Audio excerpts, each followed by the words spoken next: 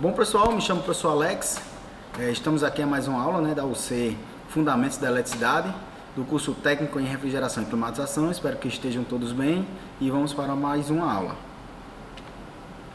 Hoje falaremos sobre diagrama elétrico.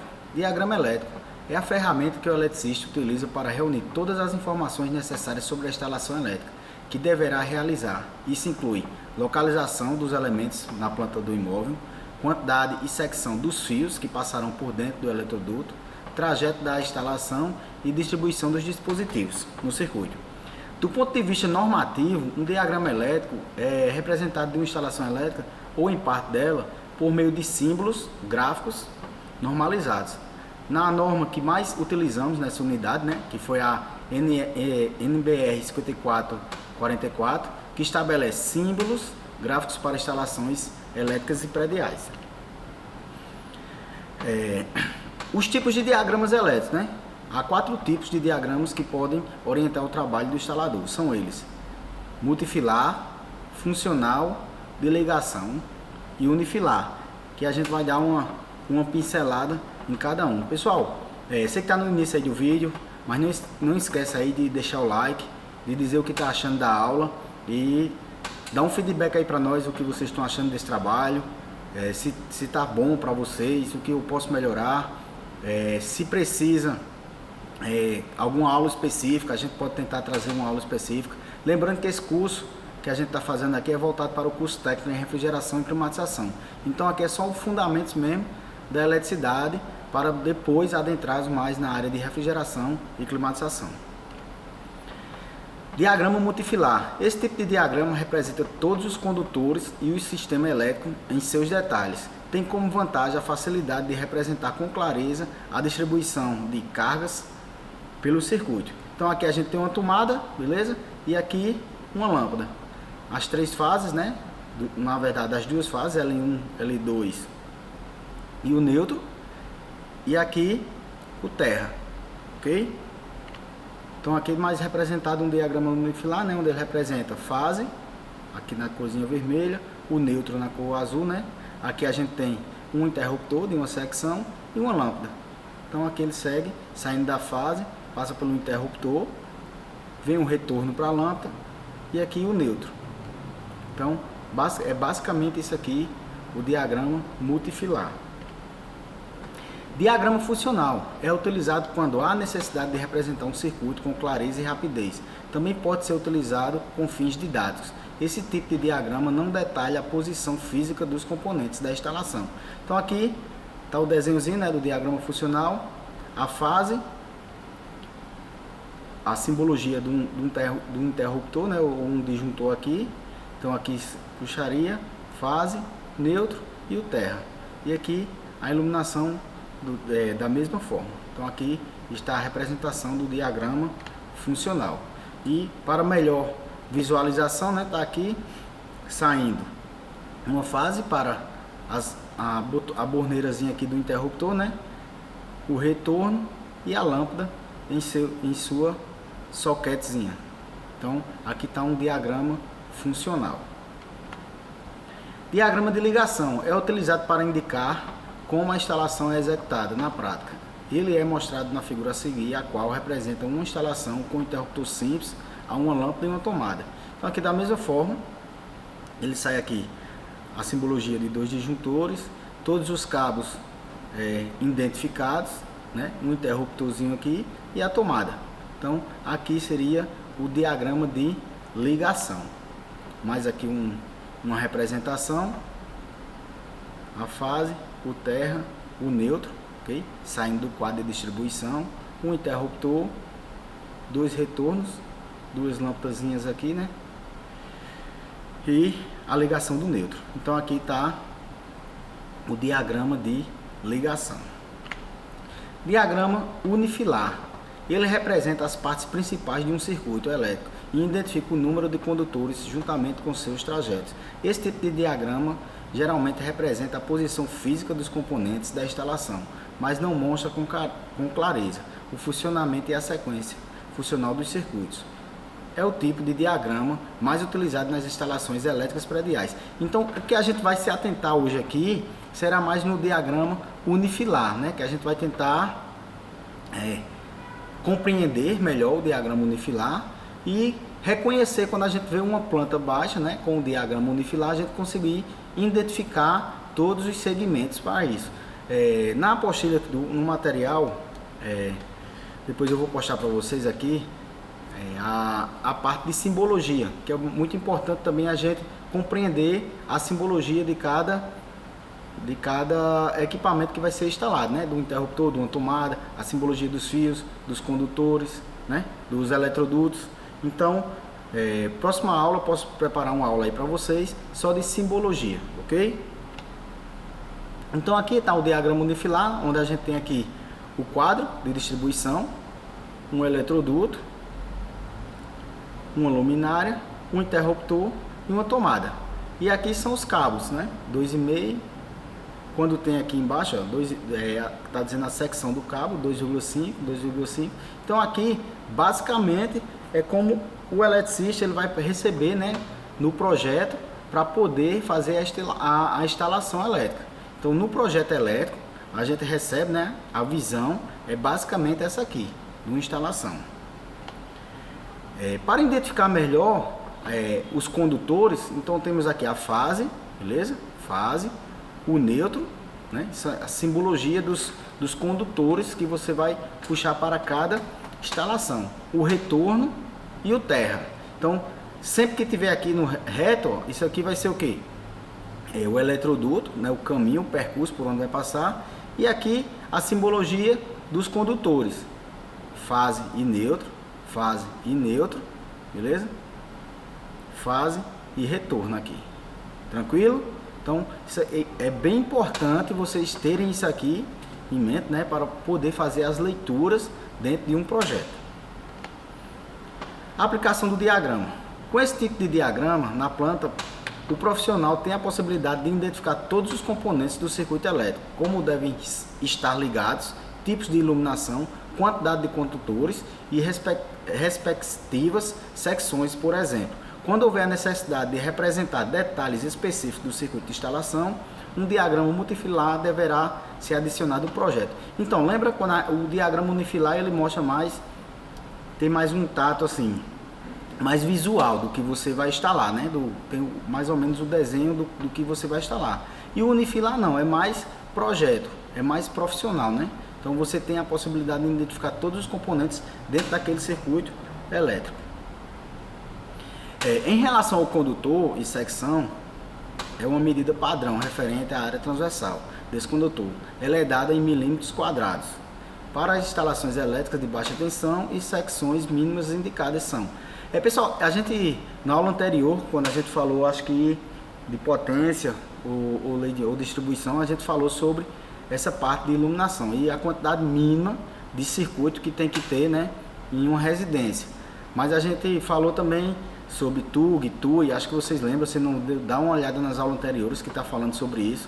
Mas no circuito, beleza? O circuito de iluminação, a bitola lá, né, a secção lá do meu condutor, 1,5 milímetros, de força 2,5 milímetros e de sinalização e controle 0,5 milímetros. Então é muito importante que o eletricista tenha esse conhecimento aqui também, de quanto é a bitola mínima para cada circuito.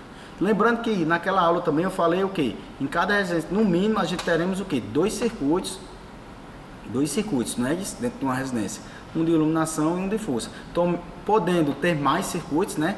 De tomadas de uso específico, que a gente verá mais para frente aqui nessa mesma aula. Então, vamos ver a seguir aqui alguns exemplos, né? O ponto de iluminação no teto, com duas lâmpadas fluorescentes de 40 watts, alimentadas por um circuito 1 e comandadas pelo interruptor, identificado pelo comando A. B, tomada, né, o circuito B, de tomada de 600 VA. Então 600 VA, lembra o que é VA, pessoal?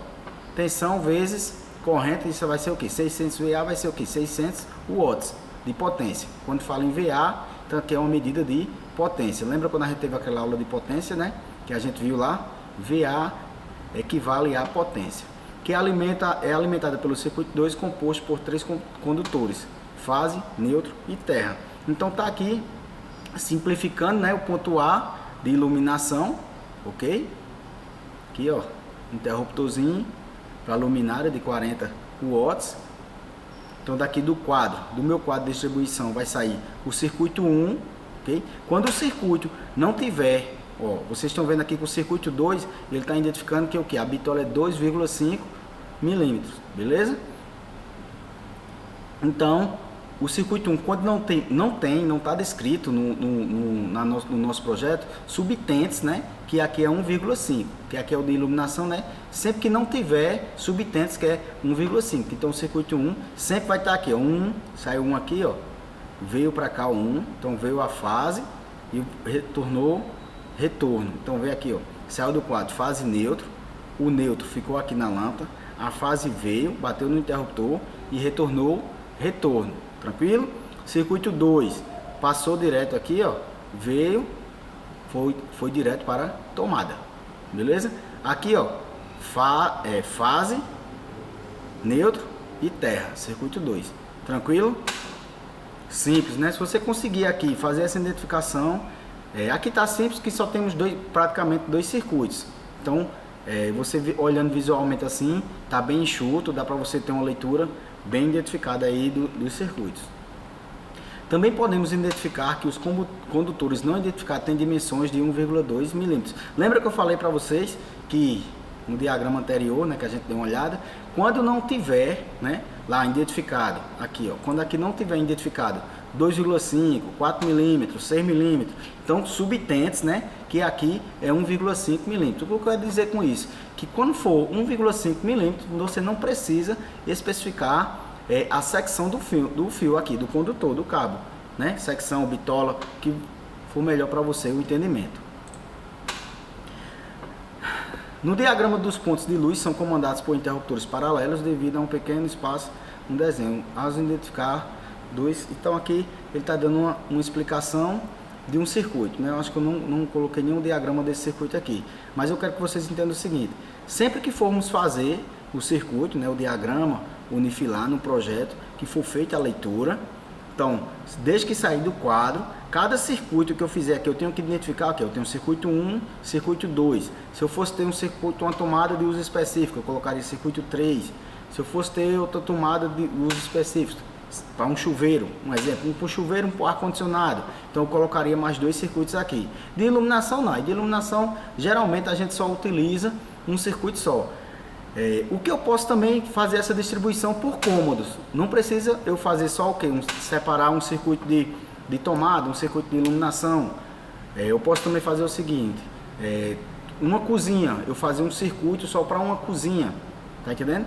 Porque facilita também, porque geralmente na cozinha a gente tem equipamentos que consumem mais, então eu posso isolar a minha cozinha, né, de todo o circuito da minha casa e deixar ela separada, né? Não necessariamente eu tenho que fazer todo o circuito, um circuito de iluminação, um circuito de tomadas de uso geral, ar-condicionado, chuveiro elétrico, máquina de lavar. Então, para isso tudo eu tenho que ter um circuito independente, mas eu posso também separar por cômodos.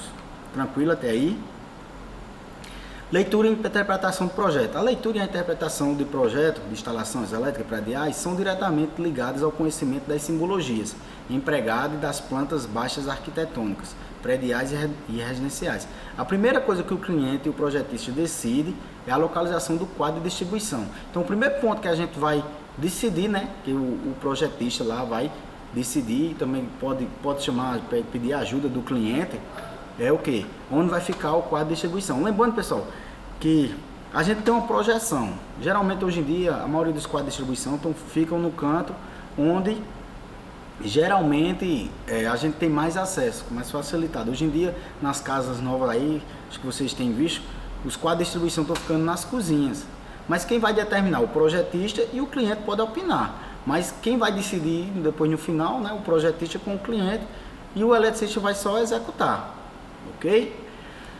Para indicar a localização do quadro de distribuição, o projetista adotou algumas medidas. O local deve ser fácil acesso, atentar para que o quadro não atrapalhe a instalação de armários, um exemplo, numa cozinha. Se você botar uns armários, você não pode cobrir, né? Tem que ter um fácil acesso. Por quê? Porque qualquer sinistro que ocorra, você tem que ter lá para desarmar ou rearmar o circuito. O quadro deverá ser instalado de preferência o mais próximo possível do medidor e o local onde haja bastante concentração de componentes com potências elevada. O centro de carga da instalação, por isso que geralmente a gente instala na cozinha, porque lá onde tem o maior consumo, né? Geladeira, micro-ondas, forninho, freezer, então geralmente a gente coloca na cozinha. Devido à alta concentração de umidade, o quadro de força nunca deve ser instalado no banheiro. Então você nunca vai, eu tenho na área aí de eletricidade, acho que eu tenho uns 20 anos já, nunca vi um quadro de distribuição dentro de um banheiro, beleza? Mas fiquem atentos aí para vocês. Como o acesso do quadro deve ser facilitado, não deve estar localizado em locais fechados, como porões, sótãos ou depósitos. Então tem que ser um local que a gente tenha acesso, beleza? Para que qualquer sinistro que ocorra, ou desarme, ou a gente precise desligar para fazer alguma intervenção na rede, ele tem que ser de fácil acesso. Circuito de iluminação. Os próximos itens que o projetista coloca na planta são os pontos de iluminação. Ao localizá-los na planta fornecida, ele considera a área e o cômodo, o tipo de lâmpada e a posição de instalação à sua disposição. Ele tem o seguinte quadro, indicados pela NR, né? Então tudo, né, que a gente vai fazer é em cima da NR. Eletrodutos. Uma vez definida a localização dos eletrodutos, o projetista indica os eletrodutos utilizados nos circuitos de iluminação. O quadro do projetista consultou também dentro da norma. Tudo que a gente vai olhar, a gente tem que ter o quê? Olhar a norma. Ok? Tudo tem que estar dentro da norma. Então aqui, ó, foi distribuído a iluminação, beleza? E os eletrodutos. Vendo aqui, ó, toda a iluminação tá distribuída aqui, ó, e os eletrodutos. Em relação ao diâmetro do eletroduto, a NR 5410 prevê que haja uma folga de espaço para acomodar os condutores, com a segurança dependendo da quantidade de condutores instalados no eletroduto. Essa folga pode ser de 31%, 40% ou 53%, e ela é chamada de taxa de ocupação. O simples símbolo do eletroduto apenas indica a posição na planta. Para sabermos o que vai ser colocado dentro dele, ou seja, a quantidade de condutores, função e bitola, é necessário usar os símbolos específicos. Então tá aqui, né? Mais uma vez a gente relembrando que tá os condutores. Então, para a gente saber a quantidade de condutores que vai passar dentro daquele eletroduto, a gente vai colocar o que? A quantidade dos circuitos. Lembrando que fase, neutro, retorno e terra. Então vocês têm sempre que utilizar, né, e entender essa leitura aqui. Então a leitura e a interpretação, né, dos projetos, aqui já passando todos os cabos, agora já adicionando os circuitos. Então, quando isso aqui, é porque a gente está vendo aqui, está vendo numa escala pequena, então a identificação fica mais ruim. Mas geralmente a planta vem grande, né, e você consegue identificar todos os cômodos, de forma que você consegue puxar cada circuito, e você também pode fazer, né? Você pode pegar com conhecimento prévio, né? Assim, a gente aqui no nosso curso, a gente não vamos puxar uma planta inteira, mas com o tempo, né, com o passar do curso, a gente já vai poder o quê? Que como a gente está puxando para a nossa área de refrigeração e climatização, quando a gente for puxar o nosso circuito de refrigeração e climatização, a gente tem que entender, né, e fazer a leitura desses projetos e suas projeções e principalmente a interpretação de cada projeto. Circuito de força. Circuito de força é composto de condutores e tomadas. As tomadas são classificadas do tipo tomada de uso geral, indicada pela sigla TUG, a gente já viu isso nas aulas anteriores, e a tomada de uso específico, representada pela sigla TUI, né? A norma 5444 estabelece que os símbolos para as tomadas. Então, pessoal, se tiver com dúvida nos símbolos, tá tudo dentro da norma aqui. Depois eu vou preparar uma aula só de simbologia, para a gente ter conhecimento.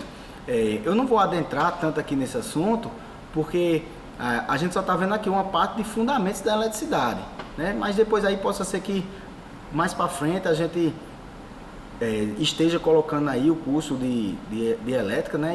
E colocar, ser mais como é que se diz? Eu posso tentar colocar o curso todinho de elétrica para vocês, se vocês pedirem aí, dar um feedback se vocês querem. Então a gente prepara esse material todinho de elétrica, mas aprofundando mais, olhando de simbologia, fazendo instalações de tomadas, beleza? A gente tenta fazer toda essa parte aí. Hoje, né, nesse curso aqui a gente está voltando mais para a área de refrigeração e climatização, então onde eu estou tentando repassar só os fundamentos básicos aí da elétrica para vocês. Para vocês terem o conhecimento mínimo da elétrica, claro. Tomada de uso geral, como eu já falei, né, são aquelas que normalmente estão destinadas à alimentação de aparelhos portáteis e aparelhos que, embora com a posição definida, possuam uma corrente nominal inferior a 10 amperes. Exemplo, tomada de uso geral são na sala, nos quartos, que alimenta televisão, aparelho de som, similares, são as tomadas simples que a gente tem nas salas e nos quartos, ok? Tomada de uso específico são aquelas cuja corrente nominal é igual ou superior a 10 amperes, como aquelas destinadas a aparelhos de potência acima de 1.200 watts em 127 volts ou 1.400 watts em 220 volts. São exemplos de tomada de uso específico: tomada para chuveiro elétrico, torneira elétrica, secadora de roupa, forno micro-ondas, aparelho de ar-condicionado, entre outros equipamentos com a de potência elevada. Às vezes não precisa nem ter a potência tão elevada. Vou dar o exemplo, o ar-condicionado. Tem ar-condicionado que não tem tanta essa potência de 2.400 watts, é menor. Mas é necessário, né, por ar-condicionado, até uma máquina de lavar, um micro-ondas também, que a gente faça um circuito separado, individual para esses equipamentos, devido a uma fuga de corrente, a danificação da placa eletrônica. Então, para isso, a gente tem que ter separado as tomadas de uso geral e a tomada de uso específico. Então, se a gente olhar direitinho aí numa casa simples, a gente aí já vai ter por baixo, né, no mínimo uns 4 circuitos, dependendo do que você tenha na sua casa. Aí você pode dizer, não, mas eu não mas o ideal é você já deixar ali um circuito, um espaço, né, comprar um quadro de distribuição que cabe no mínimo ali 6 circuitos, para você já deixar preparado. Se você for ter que puxar, botar um ar-condicionado, colocar um chuveiro elétrico, então já tem o espaço para você colocar esses circuitos aí. Então, basicamente, né, ao final do projeto, ele fica dessa forma aqui, onde você tem toda a identificação do projeto, todas as tomadas, eletrodutos, todos os circuitos, tomada de uso geral, de uso específico, a quantidade de bitolas que você vai ter em cada equipamento, né, em cada eletroduto, quantidade de fios que vai passar por cada eletroduto. Então é basicamente isso aí. Então, pessoal, chegamos ao fim de mais uma aula. Espero que tenham gostado, que eu tenha tirado essa dúvida de vocês aí, né, sobre circuito elétrico, e fico à disposição. Mais uma vez, não esqueça aí de deixar o like ou dislike se você gostou da aula ou não gostou, né, pode deixar o dislike também. E se não gostou também, deixa lá dizendo, professor, o senhor poderia melhorar isso, ou então poderia fazer uma aula. Lembrando que futuramente eu pretendo fazer também, fazer as postagens do curso de elétrica também aqui para o nosso canal, ok? Um abraço a todos e até a próxima.